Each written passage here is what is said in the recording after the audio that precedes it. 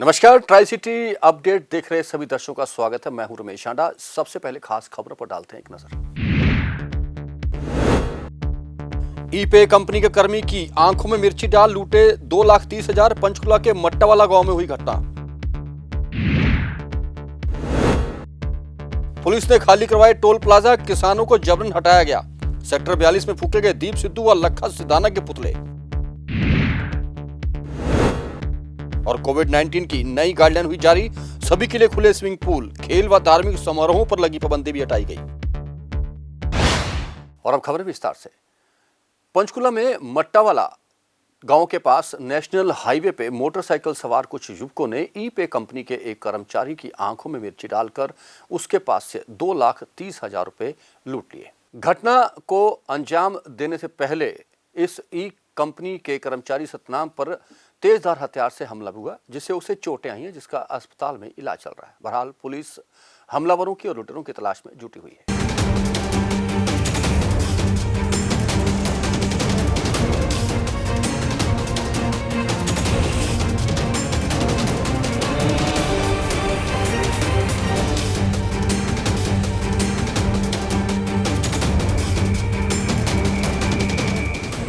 Panchkula Barwala national highway पर स्थित मट्टावाला गांव के समीप करीब आधा दर्जन युवकों द्वारा एक कंपनी के कर्मचारी के साथ लूट करने का मामला सामने आया है। मिली जानकारी के अनुसार बिजली विभाग की बिल भरने वाली कंपनी ई-पे कर्मचारी सतनाम पुत्र सुरेंद्रपाल नजदीकी गांव बिल्ला में बिजली बिल को भरकर एकत्रित हुए करीब 2,30,000 रुपए लेकर मोटरसाइकिल से रायपुर रानी स्थित बिजली विभाग के कार्यालय के लिए जा रहा था।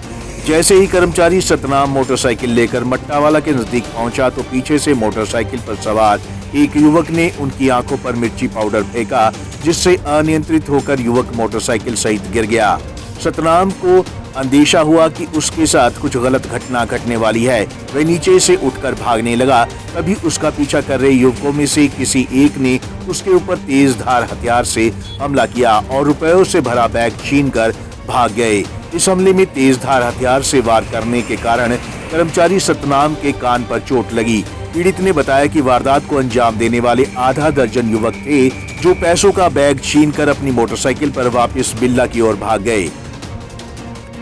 मैं आज रायपुर से यहाँ बिल्ला में बिल भरने जा रहा था और यहाँ फिर कलेक्शन करके शाम दोपहर को 2-3 बजे जब दिया वहाँ से और 2:50 के बीच में 2:50 और 55 के बीच में मेरे पास ये वारदात। मैं वहाँ बिल्ला से आ रहा था, पीछे से मोटरसाइकिल सवार ने मेरे मुंह पर मिर्ची गिरी। अरे पीछे से मोटरसाइकिल ने मुझे टक्कर मारी और मैं नीचे गिर गया। मैं बचने के लिए भागा और पीछे से मेरा बैग पकड़ के उन्होंने कहने लगे कि मैं तेरा कृपान मार दूंगा, नहीं तो बैग दे दे। बस 6 लोग थे सर, मेरे पास 2,30,000 कैश था। तो लूट करके किस साइड से भाग गए हैं वो आप? बिल्ला साइड से सर भाग गए थे मैं लूट करके। चोट कहाँ कहाँ लगी आप? चोट कान पे लगी सर, थोड़ी सूजन में लगी है। फिलहाल पुलिस ने मामला दर्ज कर जांच शुरू कर दी है। पुलिस का कहना है कि जल्द से जल्द इस वारदात को सुलझाने का प्रयास किया जाएगा। Bureau report, Punjab Kesari TV, Chandigarh.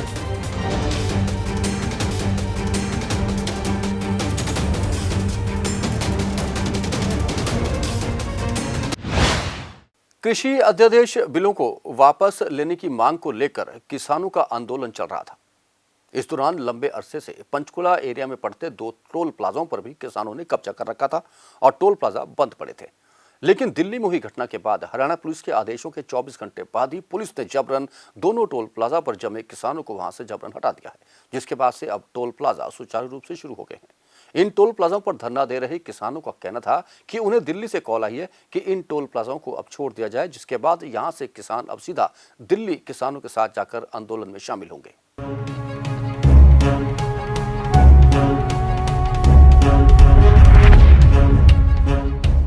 कृषि कानूनों के विरोध में टोल प्लाजाओं पर चल रहा धरना प्रदर्शन आखिरकार खत्म होता नजर आ रहा है। इसी कड़ी में आज पंचकुला में 2 जगहों टोल प्लाजा पर चल रहे धरने को आज खत्म कर दिया गया। भारतीय किसान यूनियन कालका के नेता करम सिंह ने बताया कि उन्हें दिल्ली से भी कॉल है कि यहाँ धरना समाप्त कर सभी किसान दिल्ली के आंदोलन को मजबूत करने के लिए दिल्ली पहुँचे और इसी के चलते अब पंचकूला में टोल प्लाजा पर चल रहे धरनों को खत्म किया गया। किसानों का कहना था कि टोल प्लाजा पर धरना समाप्त करने के बाद जैसे ही बड़े नेताओं को निर्देश आएंगे वो दिल्ली की तरफ कूच करेंगे। इस दौरान किसान नेताओं ने दिल्ली में हुए उपद्रव को सरकार की सोची समझी साजिश बताया। पुलिस भी आई थी धरना उठाने के लिए, पर हमारी भी यूनियन की कॉल थी और धरने भी उठाए गए हैं ताकि हमारी जो दिल्ली की मूवमेंट है उसको मजबूत किया जाए। जी। हम भी यहाँ डाइवर्ट हो रहे थे, ना दिल्ली जा पा रहे थे, फिर इधर भी देखना, तो इसलिए हमारा एक अब दिल्ली की तरफ ही जोर रहेगा। सभी किसानों को हम दिल्ली के लिए तैयार करेंगे। यहाँ के किसान अब दिल्ली की मूवमेंट के लिए तैयार रहेंगे जी। सभी ज़्यादा से ज़्यादा उधर जाएंगे। अच्छा अच्छा। हमारा सरकार का षड्यंत्र था। हमारे संयुक्त मोर्चे की कोई कॉल नहीं थी रिंग रोड की, कोई कॉल नहीं थी लाल किले की। ये हमारे कुछ दीप सिद्धू वगैरह ऐसे लोगों ने सरकार के साथ मिलके हमारे नौजवानों की थोड़ी पंजाबियों की जैसी भावनाएं होती हैं उत्साहित, उनको डाइवर्ट करके अपना काम करके ये सारा षड्यंत्र सरकार का था वो बेनकाब हो चुका। कल यहाँ से सभी दिल्ली कूच करेंगे। अब हम भी, मैं कल ही दिल्ली से आया हूँ। अगर यहाँ टोल प्लाजा में धरना ना होता मैं अभी वहीं बैठता। हमारे अभी साथी रास्ते में हैं, तो कुछ परसों आए हैं जैसे कि, वरना वो सभी वहीं बैठते क्योंकि दोनों साइड हम डाइवर्ट हो रहे हैं। वहीं मामले में SHO दीपक ने बताया कि किसान अपनी मर्जी से टोल से धरना खत्म कर रहे हैं। ये ना अपनी मर्जी से टोल फ्री कर रहे हैं। ये कह रहे भाई हमारी ऊपर बात हुई है अपने सीनियर से, तो कह रहे भाई टोल को फ्री कर दो, बाकी कोई जो भी आगे बात होगी फिर उस हिसाब की बात करेंगे। तो किसान क्या आप ये धरना खत्म कर रहे हैं यहाँ से या कहीं और जाएंगे? नहीं, यहाँ ख़त्म कर रहे हैं, आगे कहीं नहीं है। तो कह रहे भी जब हमारे को सरकार कहीं परमिशन देगी तो हम वहीं बैठेंगे, परमिशन के बगैर कहीं नहीं बैठेंगे। आज से जो है पंचकुला चंडी मंदिर टोल फ्री करवा दिया गया, दोनों फ्री करा दिए, जलोली भी और ये भी। बता दें कि कृषि कानूनों के विरोध में चल रहे किसान आंदोलन के तहत किसानों ने टोल प्लाजाओं पर धरना दिया हुआ था, लेकिन गणतंत्र दिवस पर दिल्ली में हुए उपद्रव के बाद अब किसान आंदोलन कमजोर पड़ता दिखाई दे रहा है। किसानों के कुछ संगठनों ने आंदोलन से हटने का भी ऐलान कर दिया है। ऐसे में देखना होगा कि आने वाले दिनों में किसान नेता आंदोलन को लेकर क्या रणनीति अपनाते हैं। Bureau report, Punjab Kesari TV, Chandigarh. 26 जनवरी को दिल्ली के लाल किले में धार्मिक झंडा फहराए जाने के बाद लोग खासे नाराज हैं। पंजाब की डेमोक्रेटिक पार्टी ने सेक्टर 42 की लेक में इसे लेकर आज जोरदार प्रदर्शन किया और वहां पर उन्होंने झंडा लहराने वाले 2 युवकों के पुतले भी जलाए। इन लोगों का कहना था कि किसान आंदोलन को फेल करने की यह सरकार की ही साजिश है, जिसका मुंहतोड़ जवाब दिया जाएगा।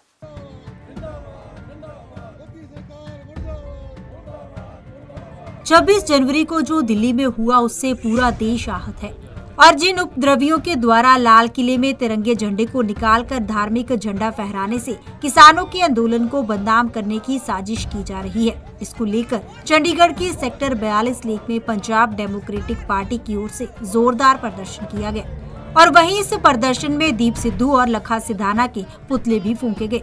प्रदर्शन कर रहे इन लोगों का कहना था कि 2 माह से अधिक हो गए हैं और किसान शांतिपूर्ण तरीके से प्रदर्शन कर रहे हैं। इस किसान आंदोलन को कमजोर करने की कोशिश की जा रही है और यह सब केंद्र सरकार के इशारे पर हो रहा है, लेकिन इन सब के बावजूद किसानों का मनोबल नहीं गिरेगा और यह आंदोलन इसी तरह से चलता रहेगा।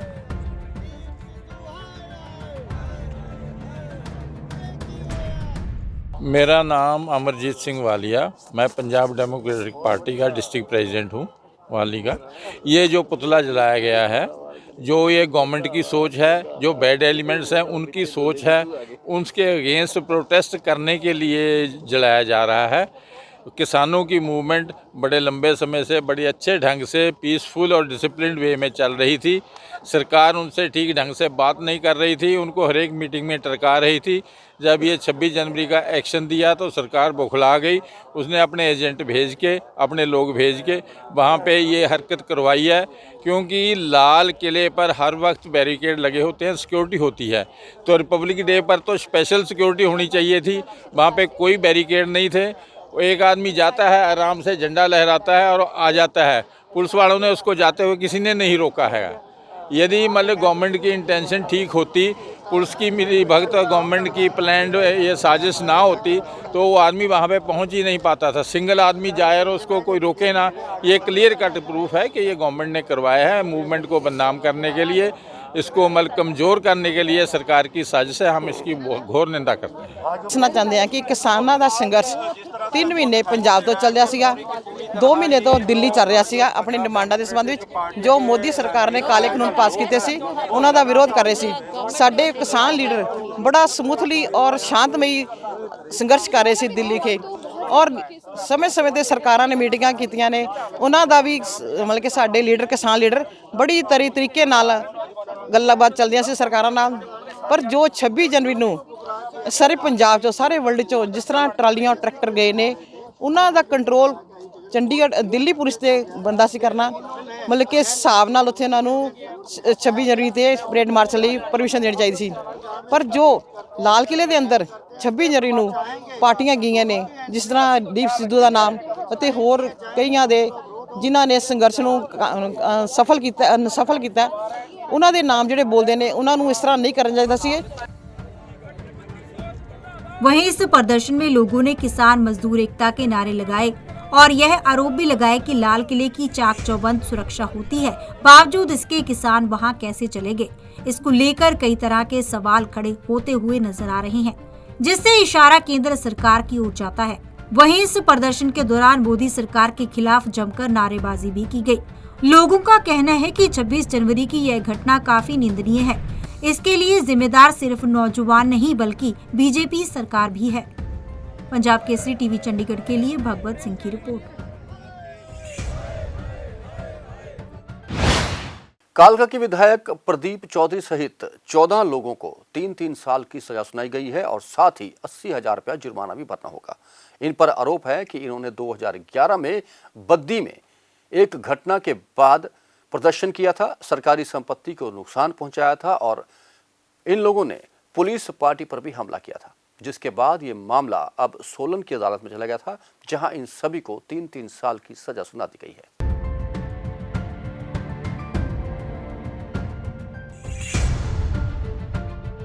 हिमाचल के बद्दी में साल 2011 में चौक पर जाम लगाने और सरकारी काम में बाधा डालने के मामले में नालागढ़ की निचली अदालत ने आज सुनवाई की।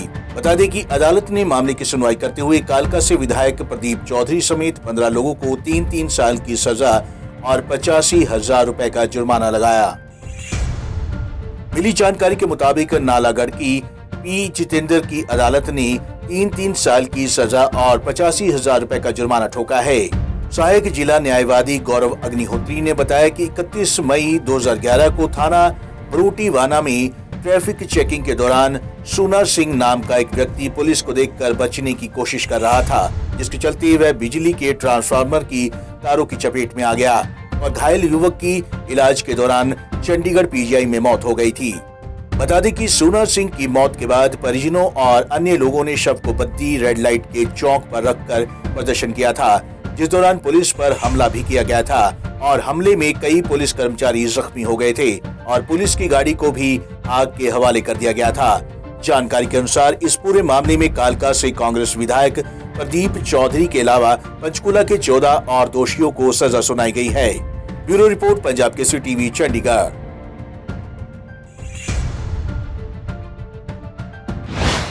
स्टेट ऑफिस से 2 और 4 कनाल की कोठियों की फाइलें चोरी होने के बाद कर्मचारियों की शिकायत पर यहां के चौकीदार के खिलाफ मामला दर्ज किया गया था, लेकिन 3 दिन से चौकीदार फरार चल रहा है। इस चौकीदार द्वारा फाइलें चुराने की सीसीटीवी फुटेज भी पंजाब केसरी के हाथ लग गई है।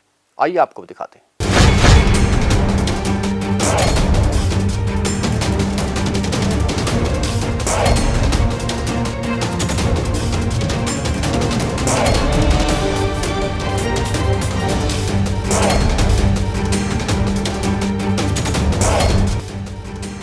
चंडीगढ़ में स्टेट ऑफिस से चोरी हुई फाइलों का मामला लगातार गर्माता जा रहा है। स्टेट ऑफिस में बता दें कि 2 से 4 कनाल की कोठियों की फाइलें चोरी होने के बाद उन्हें जलाने के मामले में सेक्टर 17 थाने की पुलिस ने स्टेट ऑफिस के कर्मचारियों की शिकायत पर चौकीदार के खिलाफ केस दर्ज किया है, लेकिन अभी कथित आरोपी फरार चल रहा है। जिसकी तलाश में पुलिस ने उसके घर पर भी छापेमारी की है, लेकिन अभी आरोपी पुलिस की गिरफ्त से बाहर है। आरोपी द्वारा फाइलें छुपा कर ले जाते हुए का सीसीटीवी फुटेज भी सामने आया है। मामला काफी संगीन होता जा रहा है, जिसको देखते हुए प्रशासक बीपी सिंह बदनौर ने इस मामले में डिटेल रिपोर्ट एडवाइजर और अन्य अफसरों से मांग ली है और एडवाइजर मनोज प्रीदा ने इस मामले में विजिलेंस को भी अलग से जांच करने के निर्देश जारी कर दिए हैं, ताकि पता चल सके कि इसके पीछे कौन कौन से उच्च अधिकारी भी शामिल हैं। वहीं सेक्टर 17 थाने के एसएचओ राम रतन शर्मा ने कहा कि उन्हें शिकायत आई थी, जिसके आधार पर उन्होंने चौकीदार, जो कि कथित आरोपी बताया जा रहा है, उसके खिलाफ केस दर्ज कर लिया है और उसकी तलाश के लिए घर जाकर भी छापेमारी की गई थी, लेकिन अभी कथित आरोपी पुलिस की गिरफ्त से बाहर है।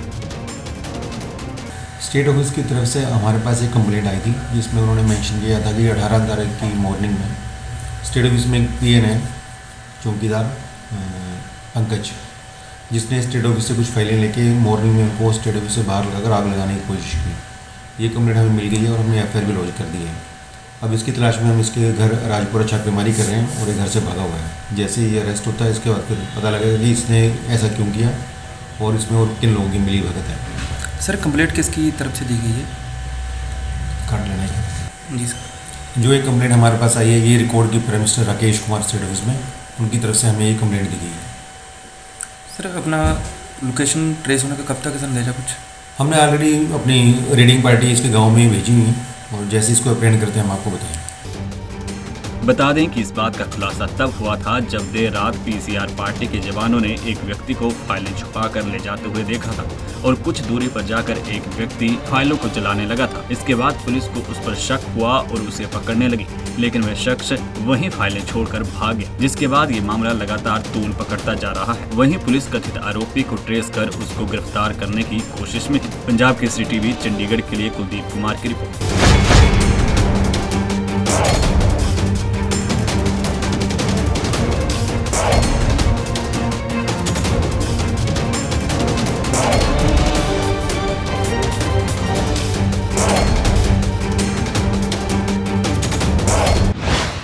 बच्चे हमारे देश का भविष्य हैं, जिन्हें बाल मजदूरी नहीं पढ़ाई की जरूरत है। यही मैसेज देते हुए आज चंडीगढ़ में कई स्थानों पर नुक्कड़ नाटकों का आयोजन किया गया और दुकानदारों को और फैक्ट्री मालिकों को यह संदेश दिया गया कि वे बाल मजदूरी ना करवाएं। और नुक्कड़ नाटकों में क्या हुआ, आइए देखते हैं। चंडीगढ़ में बाल श्रम मुक्त और बाल संरक्षण के अधिकार को बढ़ावा देने के लिए चाइल्ड फ्रेंडली इनिशिएटिव के तहत चंडीगढ़ लेबर सेल कमेटी और एक निजी संस्था की तरफ से Chandigarh commission for protection of children rights और जिला राज्य कानूनी सेवा प्राधिकरण के सहयोग से एक बाल श्रम मुक्त अभियान चलाया गया। इस मौके पर Chandigarh commission for protection of child rights की चेयरपर्सन बीवी हरजिंदर कौर विशेष तौर पर उपस्थित रही। इस अभियान की शुरुआत सेक्टर 34 की मार्केट से की गई और इस कड़ी के तहत सेक्टर 15 मार्केट के दुकानदारों और आम लोगों को जागरूक किया गया। इस अभियान का समर्थन करने के लिए एक हस्ताक्षर अभियान का भी आयोजन किया गया। दुकानों में 18 साल से कम उम्र के बच्चों को मजदूरी के लिए काम पर नहीं रखने के लिए न केवल दुकानदारों को जागरूक किया गया, बल्कि दुकानदारों से इस बात के लिए प्रतिज्ञा पत्र पर हस्ताक्षर भी करवाए गए। We have got 5 areas we are working on in Chandigarh, the Honda city, and of course this drive is specifically for this particular यही sector 15 के लिए है। हम लोग education, right to education, that what we want to do is make the children aware of their rights and also the people become aware of children's right and respect their child rights. Right to education, right to health, right to safety, right to participation and right to play and leisure. They have the right to play, go for games and other things. Now here what they are doing is right to participation. These are child parliament children. We are making them aware of their rights and they are taking the initiative to provide rights to other children. हमारी पूरी कोशिश होती है कि हम घरों में जाके इनको समझाते हैं और ज़्यादातर तो मैंने देखा है कि बच्चे ज़्यादातर कूड़ा उठाते हैं। बच्चे प्लास्टिक उठाना, कूड़ा उठाना, तो इनको भी हमने इनके पेरेंट्स को समझाते हैं कि आप इनको बच्चों की एजुकेशन फ्री दे सकते हो। हालांकि उनके माँ बाप को पता ही नहीं है कि एजुकेशन फ्री है गवर्नमेंट स्कूल में। सर्व शिक्षा अभियान के तहत किसी भी टाइम आप वहाँ पे एडमिशन ले सकते हैं और एडमिशन बहुत इजीली होता है। हम पेरेंट्स को समझा के बच्चों के साथ जाके स्कूल में एडमिशन भी करवाते हैं वहाँ पे जाके। सर मैं काउंटली नहीं बता सकती हूँ। हमने बच्चों के रेस्क्यू भी किए हैं, जिसमें चाइल्ड प्रोटेक्शन राइट वालों को कॉल करते हैं और 1098 पे भी हम लोग कॉल करते हैं।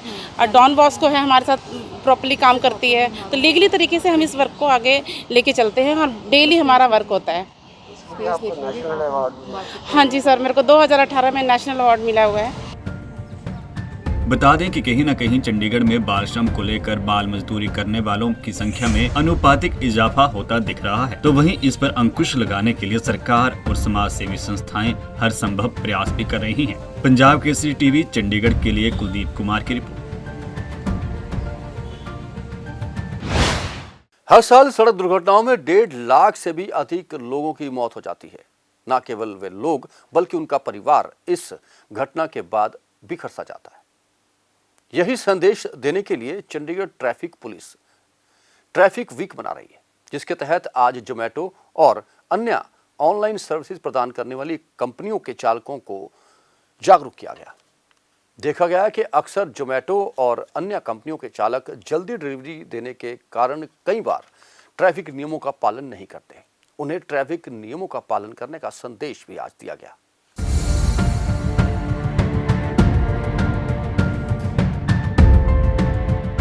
हर साल सड़क दुर्घटना में 1.5 लाख से अधिक लोग मरते हैं, इसलिए सड़क सुरक्षा अहम है। इन दुर्घटनाओं में न सिर्फ उन व्यक्तियों की जान जाती है, बल्कि उनके पूरे परिवार भी उजड़ जाते हैं। इसलिए सड़क सुरक्षा के नियमों का पालन करना जरूरी है। चंडीगढ़ पुलिस अपना 32वां सड़क सुरक्षा सप्ताह मना रही है, जिसके तहत वह हर दिन लोगों को ट्रैफिक नियमों का पाठ पढ़ा रही है। जिसके तहत आज उन्होंने निजी कंपनियों के डिलीवरी बॉयज को सड़क नियमों के प्रति जागरूक किया। वहीं पुलिस अधिकारियों का कहना है कि चंडीगढ़ में ट्रैफिक दिन प्रतिदिन बढ़ता जा रहा है और इसको लेकर वह पहले ऑटो चालकों को ट्रैफिक नियमों के प्रति जागरूक कर चुकी है। वहीं आज निजी कंपनियों के डिलीवरी बॉयज को जागरूक किया गया। डिलीवरी बॉय की तादाद शहर में बढ़ रही है और उनमें सबसे पहले डिलीवरी करने की होड़ लगी होती है। इसको लेकर वे कई बार सड़क नियमों को भी तोड़ते हैं, इसलिए उन्हें जागरूक किया गया, क्योंकि उनकी सुरक्षा हमारे लिए अहम है।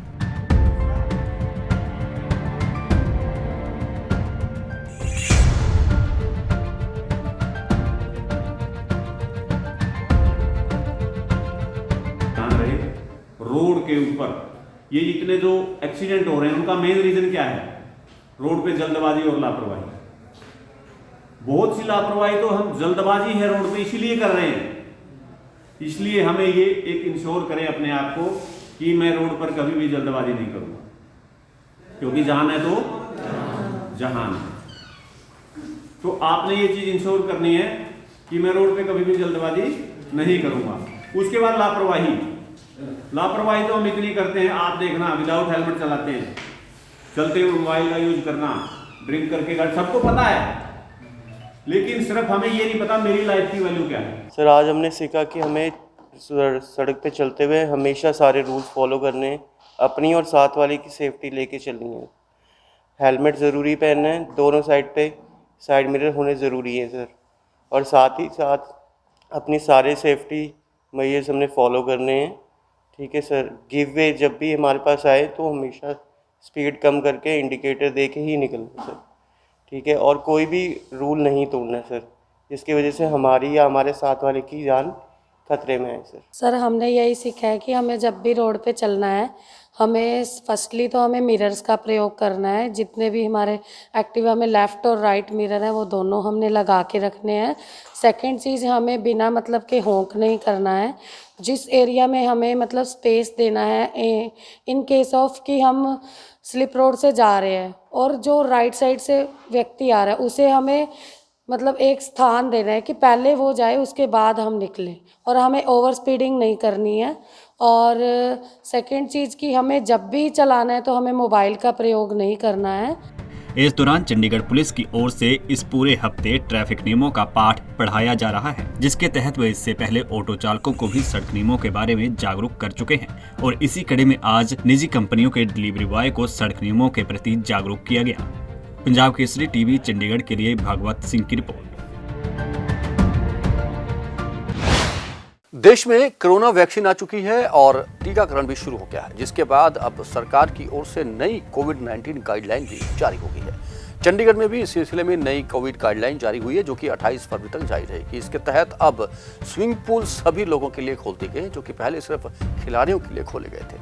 इसके अलावा धार्मिक और अन्य समारोह आयोजित करने की परमिशन भी मिल गई है, लेकिन SOP की पालना जरूर करनी होगी। एक राज्य से दूसरे राज्य में जाने के लिए अब किसी भी तरह की अनुमति की जरूरत नहीं होगी। लोग जब चाहें किसी एक राज्य से दूसरे राज्य में प्रवेश कर सकेंगे।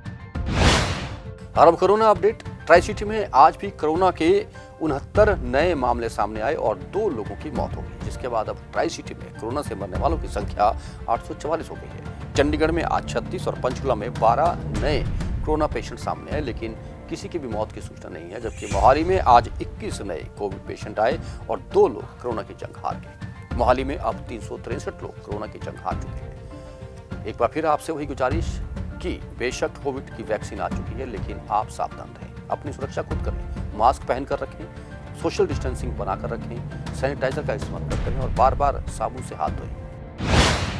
और मौसम की जानकारी। ट्राई सिटी में आज का अधिकतम तापमान 21 डिग्री सेल्सियस और न्यूनतम तापमान 5.2 डिग्री सेल्सियस रिकॉर्ड किया गया, जो कि सामान्य से 2 डिग्री के लगभग कम है। आने वाले 24 घंटों में मौसम विभाग के अनुसार सुबह और शाम को कोहरा छाया रहेगा, ठंड बरकरार रहेगी, लेकिन दिन में धूप खिली रहेगी और लोगों को ठंड से राहत मिलेगी। ट्राई सिटी अपडेट में अब तक के लिए इतना ही। कुछ और खबरों और जानकारियों के साथ फिर हाजिर होंगे। तब तक के लिए पूरी ट्राई सिटी टीम के साथ रमेश शांडा को दीजिए इजाजत। नमस्कार।